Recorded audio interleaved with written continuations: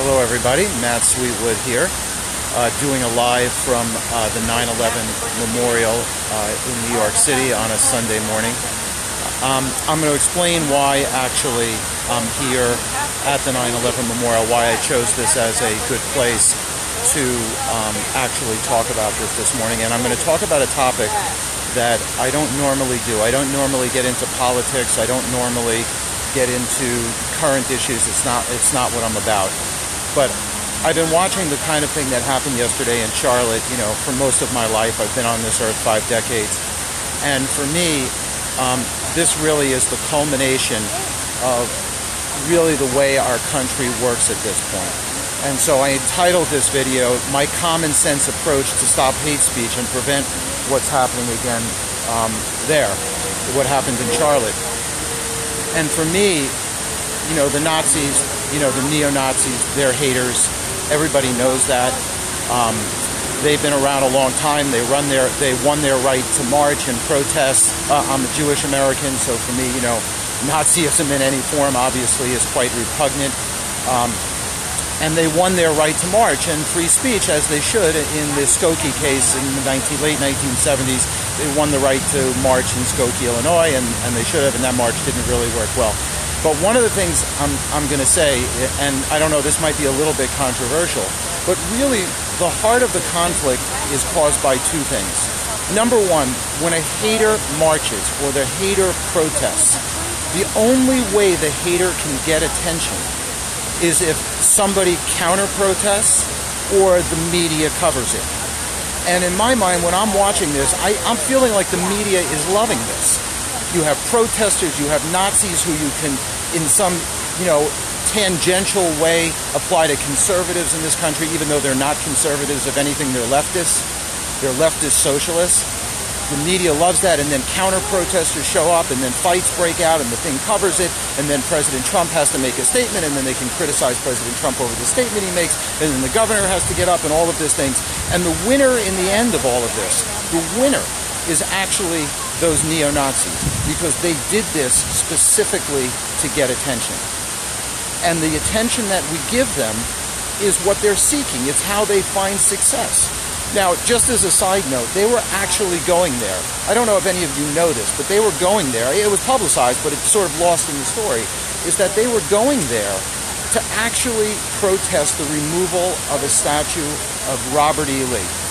Now, I am a little bit of a Civil War buff, and for those of you that know about the Civil War, or don't, Robert E. Lee was the commander of the Confederate forces. And to remind everybody, he was the commander of the losing side.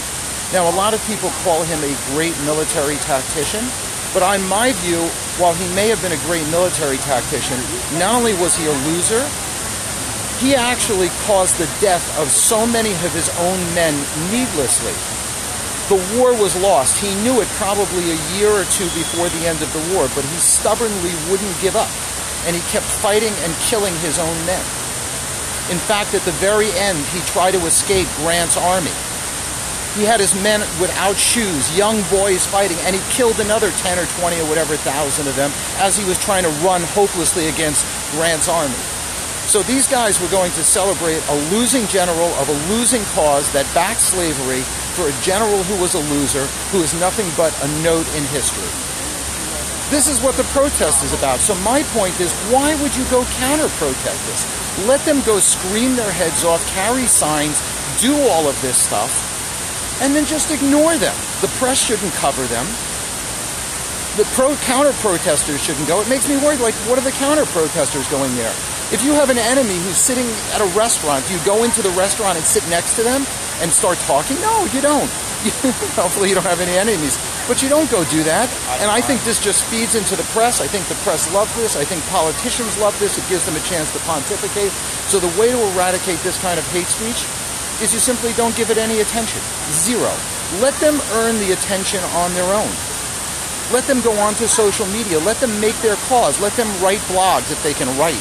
Let them do all of those things and let them get attention on their own. Like this, we gave them free, probably worldwide attention. It's actually ridiculous for the media to be covering this, for protesters to be covering this. It's just completely wrong. And when they do that, we just feed into it. So my solution, once again, is the next time there's a protest like this, just ignore them.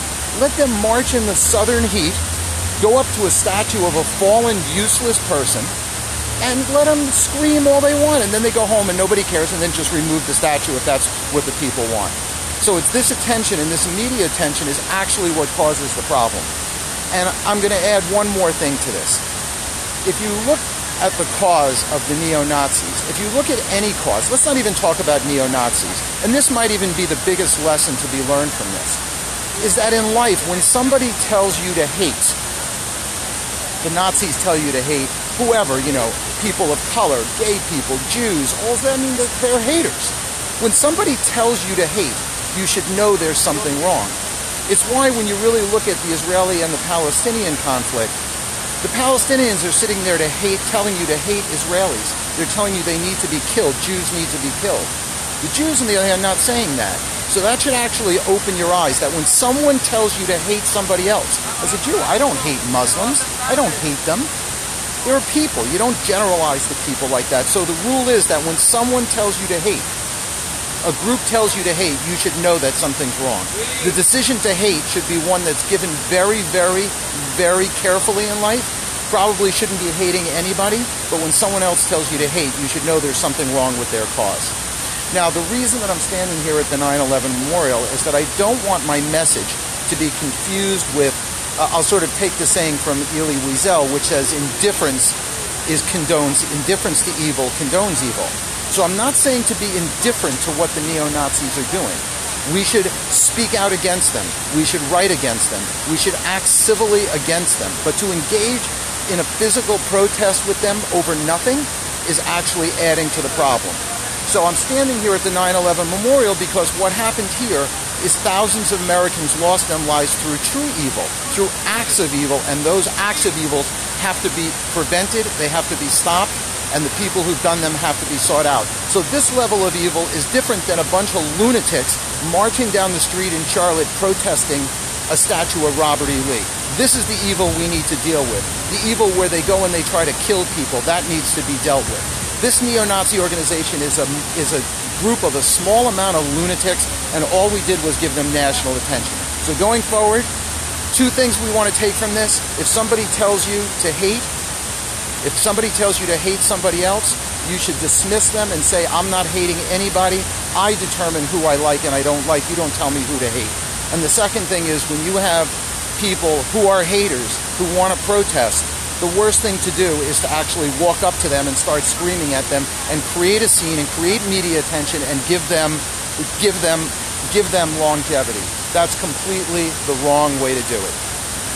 So my heart goes out to the young lady who was killed in Charlotte. Needless death. The police officers who got killed. Police have really had a rough year or two here. A lot of hatred directed at them and a lot of problems. So my heart goes out to them. And I just want everybody in this country to get along. And when you have this kind of conflict, when you show up for conflict, you know that that's actually going to lead to a bad thing. So hopefully our leaders, I roll my eyes, can actually calm the situation down. And I hope that the next time that we have a protest like this, people just completely ignore it. Because if you ignore the protest, they don't get the attention they want, and that ends that. So everybody, have a great Sunday out there.